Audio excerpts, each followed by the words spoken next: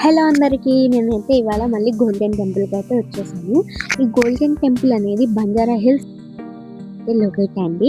ఇందులో అన్నీ ప్రొవైడ్ చేస్తారు. లైక్ రెస్ట్ రూమ్స్, మళ్ళీ చెప్పులు ప్లేస్ చేయనీకి చెప్పులు స్టాండ్, అలాగే పెద్ద గార్డెన్ ఇస్తారు. ఆ గార్డెన్‌లో పిల్లలు ఎంచక్కా అయితే మంచిగా ఆడుకోవచ్చు. మళ్ళీ బైక్ పార్కింగ్ కోసం అనేది పార్కింగ్ కూడా చాలా పెద్దగా అయితే ఇస్తారు. ఇదైతే టెంపుల్ ఇన్సైడ్ అనమాట. గోపురాలు అనేవి మనకి కనిపిస్తా ఉంటాయి. ఈ టెంపుల్ అనేది చాలా పాతదండి. 800 ఇయర్స్ ఏవో చాలా పాతది.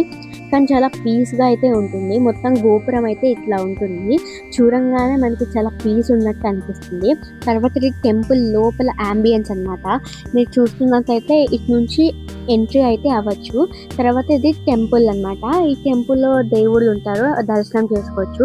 ఈ టెంపుల్‌లో మెయిన్‌గా నరసింహస్వామి ఉంటారు. తర్వాత ఆంజనేయ స్వామిని కూడా నేను దర్శనం చేసేసుకున్నాను. తర్వాత మనకి ఎగ్జిట్ అయితే వస్తుంది. అట్లా ఎగ్జిట్‌లో వెళ్తూ ఉండగా మనకి గోశాల అయితే వస్తుంది. అక్కడ మీకు కావాలంటే మీరు ఫుడ్ అనేది ప్రొవైడ్ చేయొచ్చు.